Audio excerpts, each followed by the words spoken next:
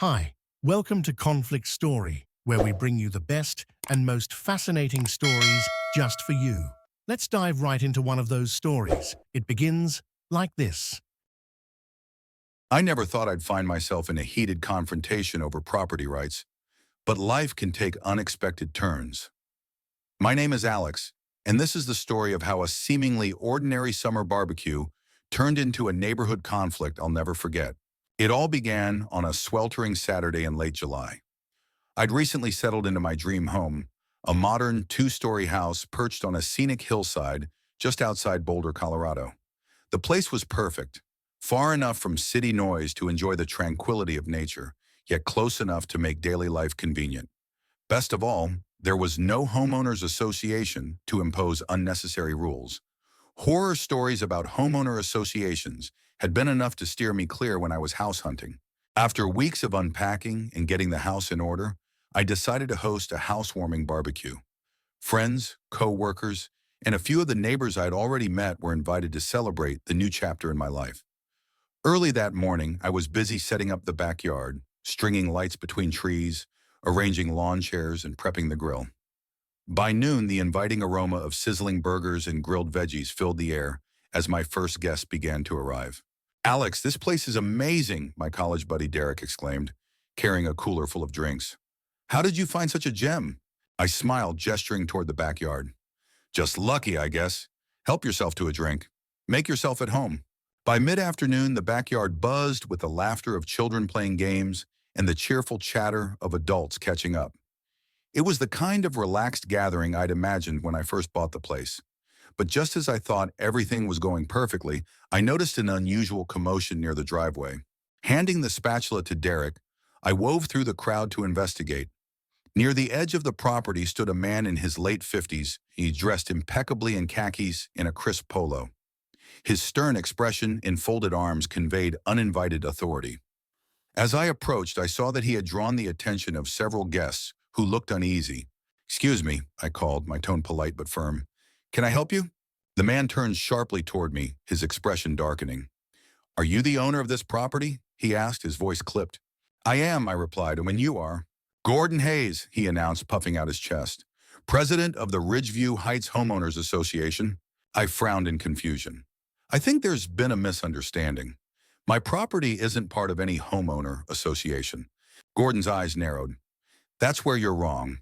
Every property in this area falls under our jurisdiction, and your party is in violation of multiple homeowner association regulations. Excessive noise, unauthorized gatherings, you name it. You need to shut this down immediately." My temper flared, but I held my ground. "Mr. Hayes, with all due respect, I'm certain my property is not under any homeowner association. When I bought this house, it was explicitly listed as independent. Perhaps your records are outdated." "Nonsense," he snapped. "You're mistaken, and ignorance doesn't excuse violations. If you don't comply, there will be consequences. Fines, legal action, even property liens." The crowd around us murmured, some whispering to one another in concern. I felt the weight of their eyes on me, but I refused to back down. "Mr. Hayes, I'm asking you to leave," I said, keeping my voice steady. "Unless you can provide concrete evidence that my property is under your homeowner association, you're trespassing." Gordon's face turned crimson. "You'll regret this," he growled before storming off down the driveway. As the tension eased and the party resumed, my friend Derek clapped a reassuring hand on my shoulder. "Don't let that guy ruin your day. You know your rights." I nodded, but the encounter left a lingering unease. What if Gordon's threats weren't empty? That night, after cleaning up the last of the party decorations, I dug out my property deed and purchase agreement. Hours of scrutinizing the fine print confirmed what I already knew. My land was not and had never been part of an homeowner association. The next morning, however, a crisp envelope wedged into my doorframe reignited my frustration.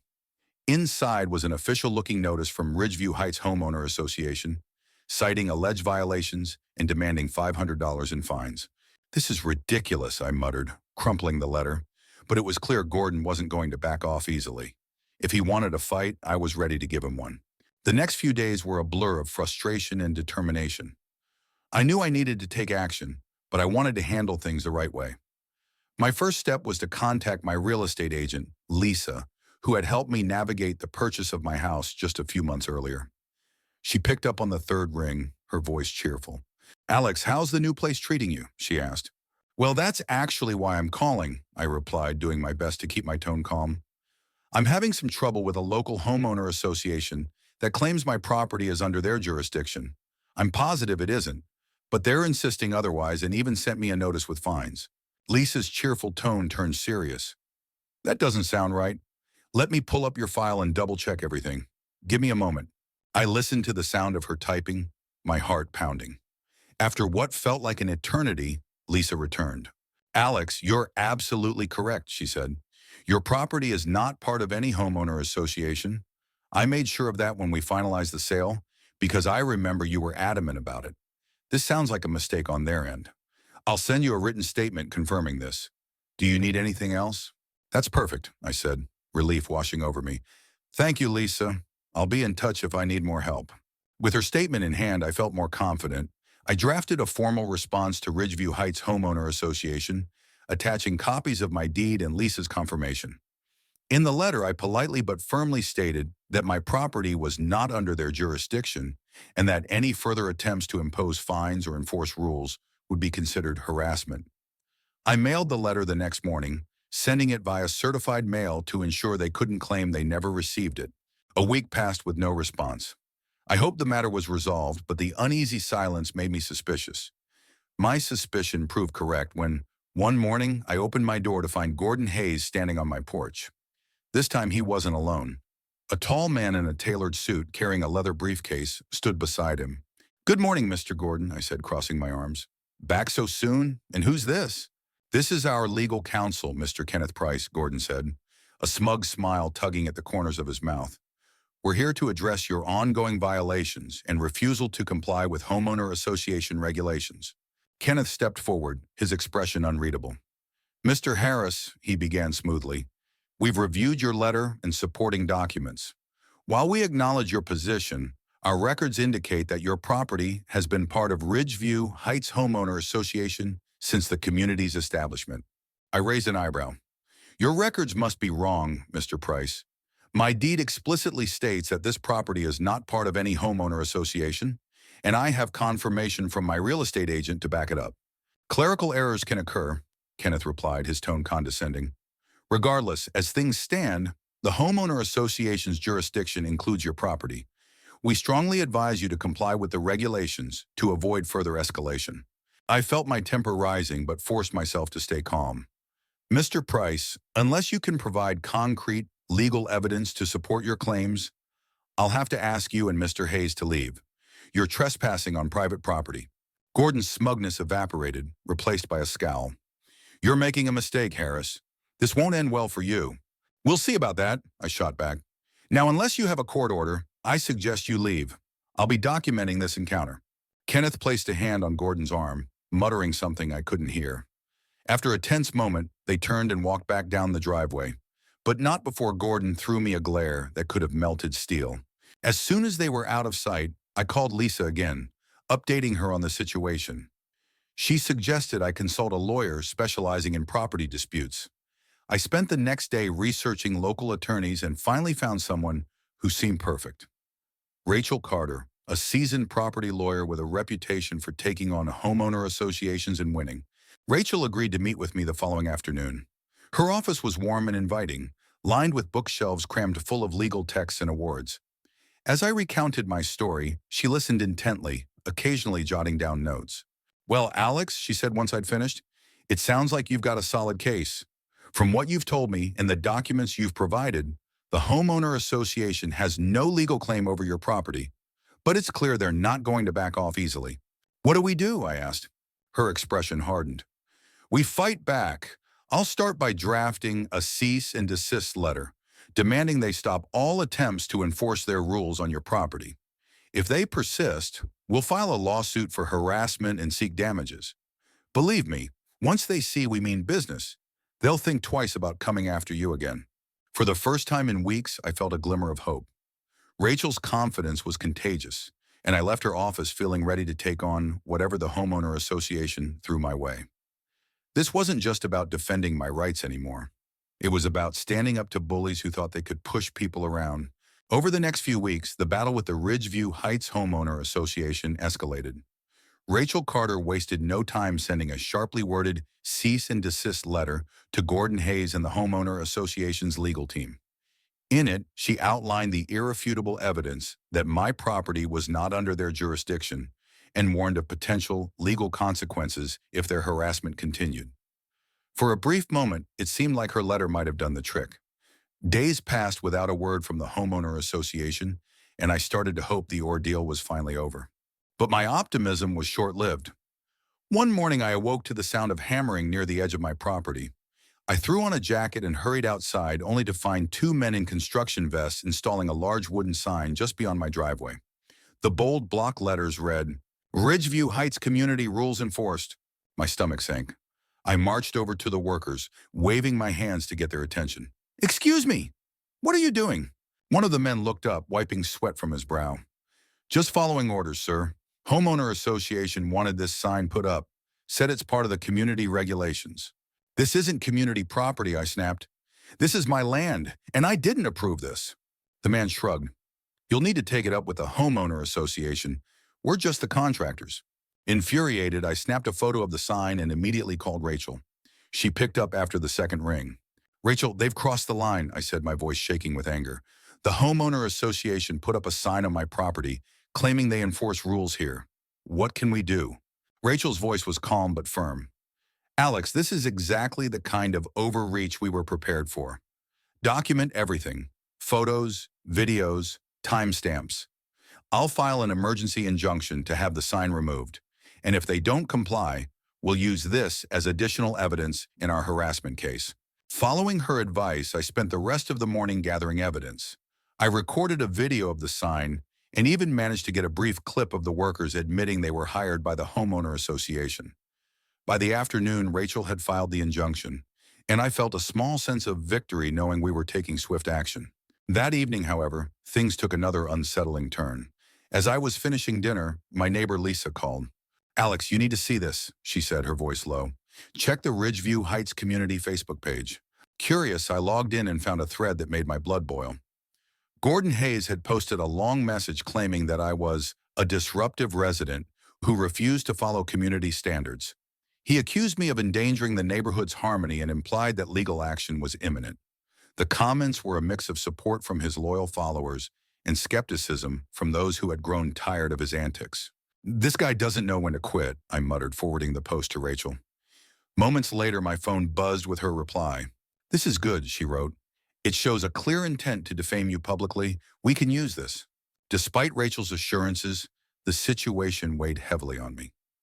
I had moved to this house to escape the stress of city living, and now I was in the middle of a neighborhood war.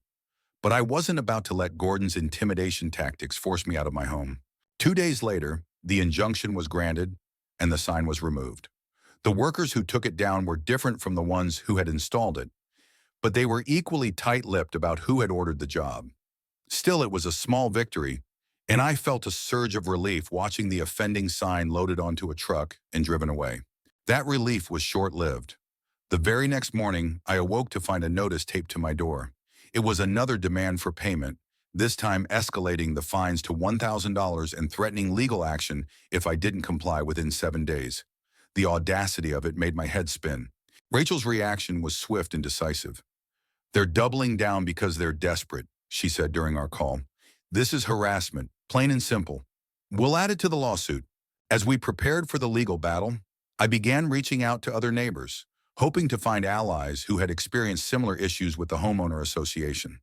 To my surprise, several came forward with their own stories of being pressured or intimidated by Gordon and his team. Lisa, who lived down the street, told me about the time the Homeowner Association had tried to fine her for planting flowers they deemed unauthorized. Another neighbor, Mark, shared how they'd received threats over a backyard fence that supposedly didn't meet community standards, even though it had been there for years. The more I listened, the clearer it became. I wasn't just fighting for myself. This was about standing up to a homeowner association that had been abusing its power for far too long. With the support of my neighbors and Rachel's expertise, I felt more determined than ever to see this through to the end. As the legal battle intensified, Rachel and I prepared for the final showdown. Our lawsuit against the Ridgeview Heights Homeowner Association, citing harassment, defamation, and unlawful claims over my property, was scheduled for a court hearing. The weeks leading up to it were a whirlwind of preparation. Rachel meticulously gathered evidence, documents, photos, videos, and sworn statements from neighbors who had faced similar issues. Meanwhile, I worked to keep my daily life as normal as possible, though the stress was undeniable. On the day of the hearing, I arrived at the courthouse early, dressed in my best suit and armed with determination. Rachel met me outside the courtroom, her confidence as unwavering as ever. "You've got this, Alex," she said, patting my shoulder. "We've built a solid case, and their tactics won't hold up under scrutiny." Inside, the atmosphere was tense. Gordon Hayes and the Homeowner Association's legal team sat across the aisle, their expressions a mix of smugness and nervousness. The judge entered, and the hearing began. Rachel's opening argument was compelling. She laid out the facts with precision, emphasizing the documented evidence that my property was never part of the Homeowner Association's jurisdiction. She highlighted the harassment I'd endured, the unauthorized sign, the escalating fines, and Gordon's defamatory social media posts. She also called on my neighbors, like Lisa and Mark, to testify about their own experiences with the Homeowner Association's overreach. When it was the Homeowner Association's turn to present their case, it quickly became clear that they were grasping at straws. Their records claiming my property was part of the Homeowner Association consisted of an outdated map with handwritten annotations that were clearly unofficial. Gordon's attempts to justify their actions came off as desperate and poorly planned. At one point, Rachel's cross-examination cornered him into admitting that the Homeowner Association had never actually verified their claim over my property before issuing fines and threats. The turning point came when Rachel presented the cease and desist letter she had sent weeks earlier, and the Homeowner Association's continued disregard for it. The judge's expression hardened as Rachel argued that their persistent actions amounted to blatant harassment. By the time she finished her closing argument, the Homeowner Association's case had completely unraveled. After a brief recess, the judge delivered their verdict. My property, they ruled, was not under the Ridgeview Heights Homeowner Association's jurisdiction. The Homeowner Association was ordered to cease all attempts to enforce rules on my land and to issue a formal apology for their actions. Moreover, they were required to cover all my legal fees and pay damages for the stress and defamation they had caused. As we left the courthouse, I felt an overwhelming sense of relief and triumph. Rachel smiled broadly as she shook my hand. "Congratulations, Alex. You not only stood your ground, but set an example for anyone else dealing with Homeowner Association overreach." The fallout from the case rippled through the community. Gordon Hayes resigned as president of the Homeowner Association, his reputation in tatters. The new leadership, under a more reasonable and cooperative president, Sandra Miller, made efforts to rebuild trust with the neighborhood. They reached out to residents, including me, to apologize and promise a more transparent approach moving forward. For me, life gradually returned to normal. My neighbors, many of whom had supported me during the conflict, became closer friends. We began organizing community events that fostered genuine connections, free from the restrictive oversight of the Homeowner Association. My backyard, once the site of Gordon's intrusion, became a gathering place for barbecues, game nights, and casual hangouts. One evening, as the sun dipped below the horizon and the laughter of friends filled the air, I reflected on how far things had come. What started as an infuriating confrontation had transformed into an opportunity to build something better, not just for myself, but for my entire neighborhood. Before the party ended, I raised a toast. "To standing up for what's right," I said, "and to the freedom to enjoy the homes we worked so hard for." The cheers and clinking glasses that followed were a testament to the resilience and unity we had found together. As the night wound down and guests began to leave, I felt a deep sense of contentment. The battle with the Homeowner Association was over, but the bonds it had forged among my neighbors were here to stay. This was more than a victory for me. It was a triumph for our community. Are you hungry for more slices of stories? Don't forget to subscribe and hit the bell to never miss out on any videos. See you tomorrow.